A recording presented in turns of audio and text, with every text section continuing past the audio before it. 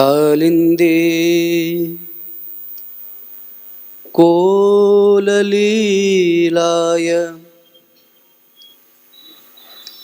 लोलकुण्डलधारिणे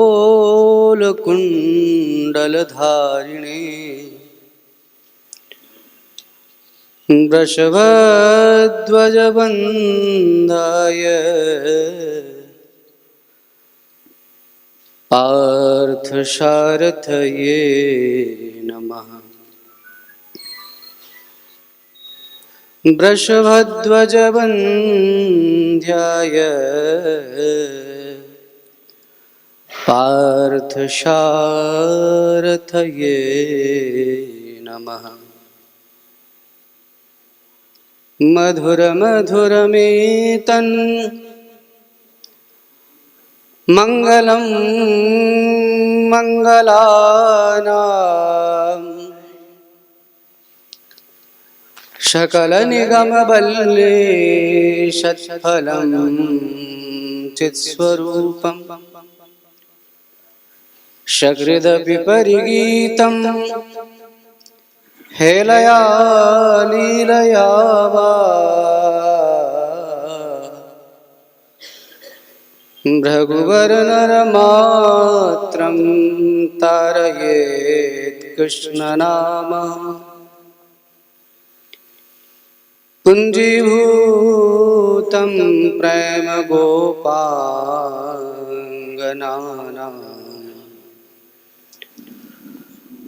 मूर्तिभूतं भाग्यधेयं यदूनाम्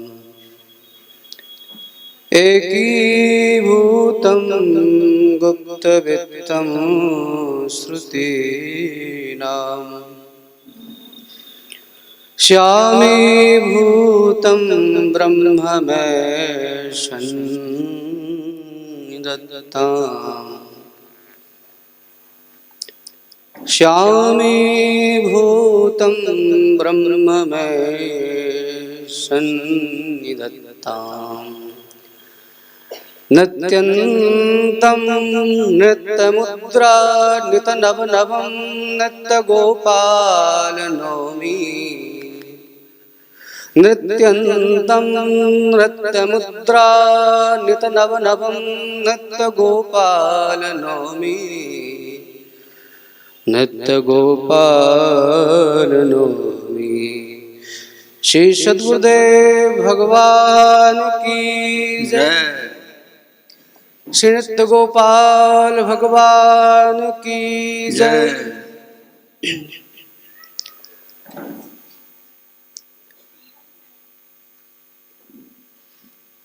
परमाराध्य परमपिता पूर्ण ब्रह्म परमेश्वर जगत नियंता जगदीश्वर सर्वरूप सर्वेश्वर हृदयाराध्य हृदयेश्वर प्रभु का हृदय में स्मरण करते हुए परम पूज्य प्रातः स्मरणीय पूज्य महाराज श्री की मनोहारी झांकी का मन की आँखों से दर्शन करते हुए आनंद वृंदावन के आंगन में बहती हुई सत्संग की इस सरिता में गोता लगाने के लिए उपस्थित हुए सभी श्रद्धालुओं को सादर जय श्री कृष्ण जय श्री राधे। प्यारे प्रभु प्रेमियों,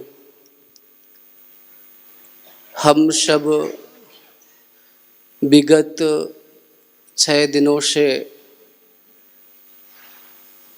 अपने अपने सामर्थ्य और शक्ति के अनुसार गुरुदेव भगवान की आराधना उपासना कर रहे हैं।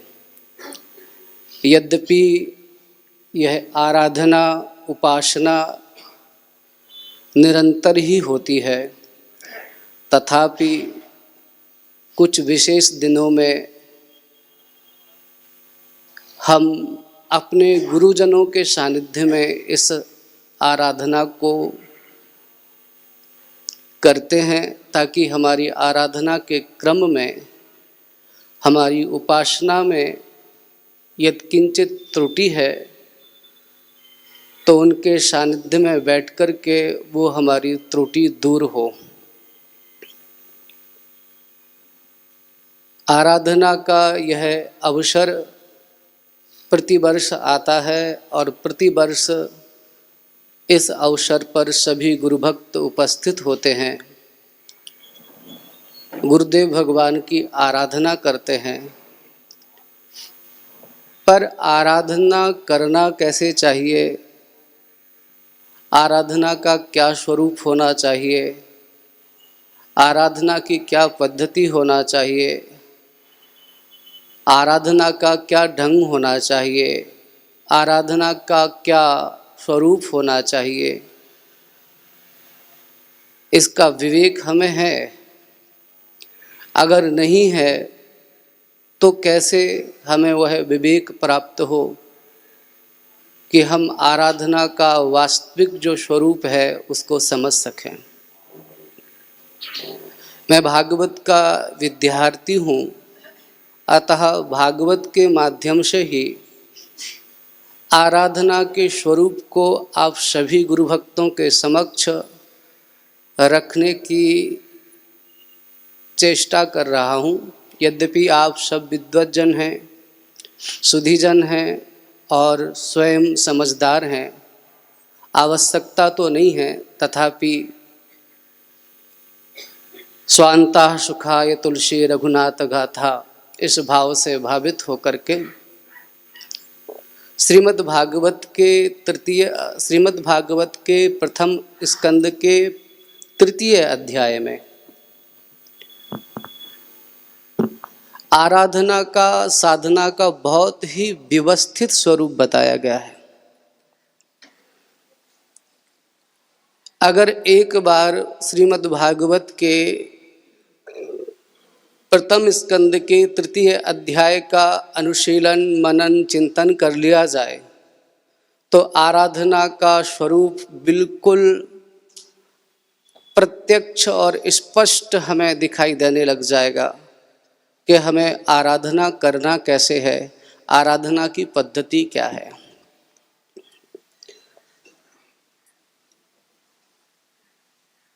सर्वप्रथम क्या करना चाहिए?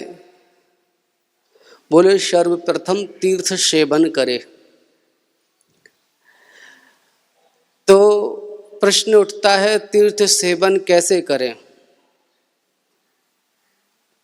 तो उत्तर दिया सूत जी महाराज ने कि तीर्थ सेवन करने की विधा है कि तीर्थ सेवन करते हुए सेवा भी करे। प्रेम से बोलिए जय गुरुदेव।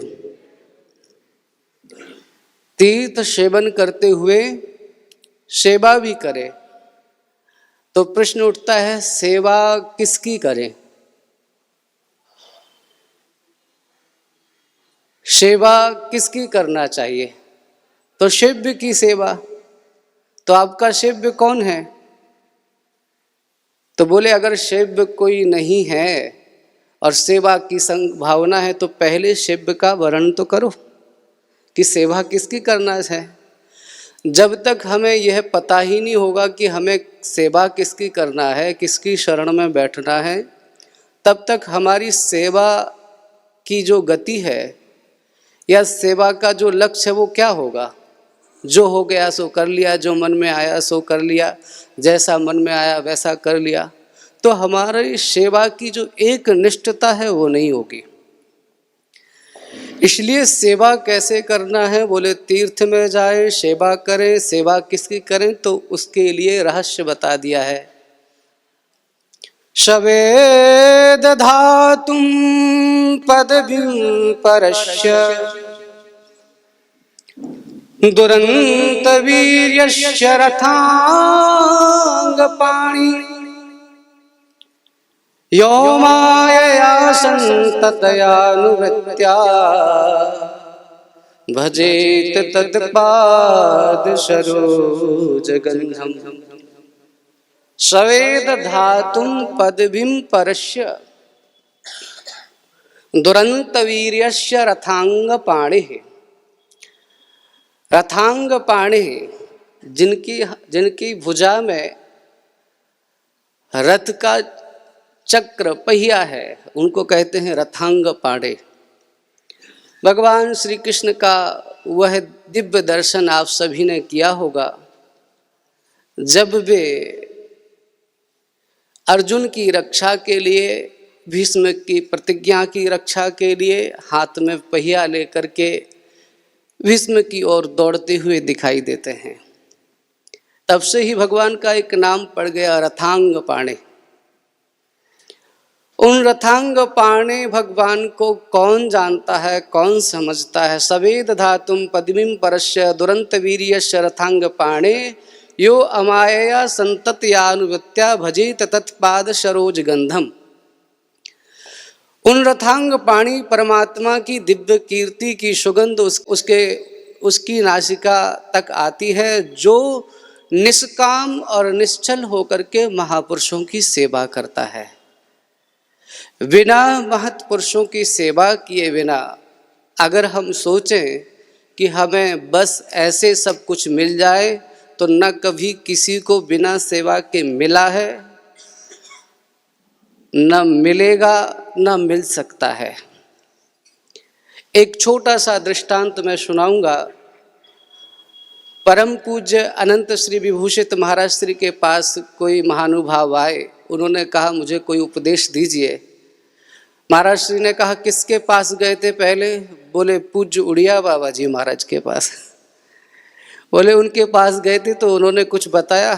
बोले उन्होंने सीधा कह दिया तत्त्वमसि। बोले बात नहीं बनी। बोले उन संत को किसी के यहाँ भेज दिया। बोले जाओ 10 साल कुठारी की सेवा करो, 5 साल फिर आश्रम में और सेवा करना, फिर करना। लौट करके फिर बाबा के पास गए और बोले बाबा इतना समय व्यतीत हो गया, कुछ समझ में नहीं आया। तो बाबा ने कह दिया तत्त्वमसि, और आज बात समझ में आ गई। मैंने बहुत ही सूक्ष्म रूप से इस दृष्टांत को सुनाया आपके सामने। बाबा ने तब भी वह बात कही थी और आज भी कही। मूल क्या था? सेवा नहीं थी, अंतःकरण शुद्ध नहीं था, ग्रहण करने का इतना सामर्थ्य नहीं था, इतनी योग्यता नहीं थी, इतना हृदय तैयार नहीं था अभी कि उनको महावाक्य का उपदेश किया जाए और वो तुरंत उसको कर ले।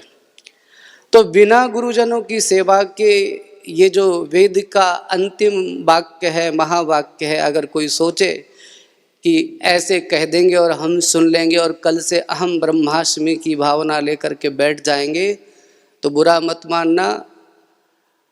मोक्ष होगा कि नहीं होगा वो तो पता नहीं है, पर बिना गुरुजनों की सेवा के अगर इन वाक्यों का, इनका अनुसरण करके कोई अपने जीवन में लाएगा तो अहंकारी जरूर हो जाएगा।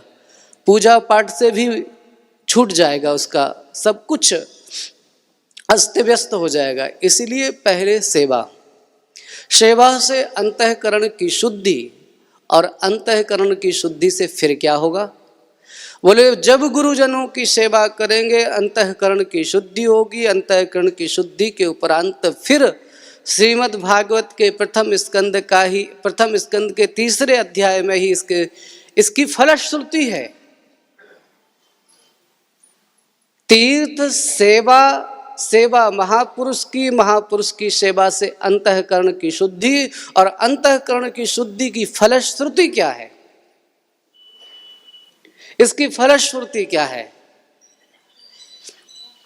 विद्यते हृदय ग्रंथिस् छिद्यन्ते सर्व संशया क्षीयन्ते चास्य कर्माणि दृष्टेवात्मनीश्वरे। अंतःकरण की शुद्धि के उपरांत इसका सबसे बड़ा फल है विद्यते हृदय ग्रंथिश्छिद्यन्ते सर्व संशया। हृदय ग्रंथि का भेदन होगा और हृदय में जितने संशय हैं उनका शमन हो जाएगा। और फिर जो महाराज श्री का एक वाक्य उनके अधिकांशतः ग्रंथों में हम सबको पढ़ने को मिलता है कि वो कोई 7वें आसमान पर नहीं बैठा है, वो अभी है, यही है, हाजिर हुजूर है, तो वो जो परमात्मा है वो कहीं अन्यत्र नहीं है। परमात्मा की कृपा से, गुरुदेव की कृपा से हमारे हृदय में ही उसकी दिव्य ज्योति प्रकाशित होने लग जाएगी। ये आराधना का स्वरूप है। और इस आराधना के क्रम में मैं आप सभी से कहूँगा कि आनंद वृंदावन का आंगन मिल गया है, इससे श्रेष्ठ तीर्थ क्या होगा। सेवा किसकी करनी है? बोले महाराज श्री की। अब आप कहें महाराज श्री तो भौतिक स्वरूप से दिखाई नहीं देते हैं, तो इसकी भी एक पद्धति है कि महाराज श्री का भौतिक स्वरूप नहीं है, तो फिर सेवा किसकी करें। आइए फिर भागवत से ही सूत्र को जान लेते कि सेवा वर्तमान समय में हम किसकी करें। तो श्रीमद् भागवत के 12 स्कंद का एक श्लोक है, बड़ा ही प्रसिद्ध है। कस्मय्येन विभाषितो यमतलो ज्ञान प्रदीपः पुरः तद्रूपेण च नारदाय मुनये कृष्णाय तद्रूपिणा योगीन्द्राय तदात्मनाथ भगवद्राताय कारुण्यता तच्छुद्धम विमलम विशोकमृतम सत्यम परम धीमहि। आप इस जरा इस श्लोक को देखिए महाराज। एक तो हम कहते हैं कि तद्रूपेण कह करके नारायण ने ब्रह्मा जी को दिया तद्रूपेण, फिर ब्रह्मा जी ने नारद जी को दिया तद्रूपेण। पर महाराज श्री बहुत ही अलग ढंग से इस श्लोक की व्याख्या करते हुए कहते हैं, पूज्य महाराज श्री कहते हैं, उन्हीं नारायण ने ब्रह्मा के रूप में नारद को दिया, उन्हीं नारायण ने फिर नारद के रूप में सुखदेव जी को दिया, फिर उन्हीं नारायण ने सुखदेव के रूप में परीक्षित को दिया। इस परंपरा को समझ लीजिए। अब सेवा की विधा आपकी क्या होगी बिल्कुल स्पष्ट हो जाएगा। वही पूज्य महाराज श्री हमारे ब्रह्मलीन तद्रूपेण, वही पूज्य महाराज श्री हमारे आदि महंत श्री ब्रह्मलीन ओमकारानंद सरस्वती जी महाराज के रूप में बैठे। वही पूज्य महाराज श्री हमारे ब्रह्मलीन पूज्य स्वामी श्री सच्चिदानंद सरस्वती जी महाराज के रूप में बैठे तद्रूपेण। और आज आपके मन में प्रश्न है ना कि किसकी सेवा करें, तो वही पूज्य महाराज श्री वर्तमान महंत जी के रूप में इस आश्रम में बैठे हैं। बस इतनी सी बात अगर आपको समझ में आ जाएगी तो आपकी आराधना का स्वरूप पूरा हो जाएगा।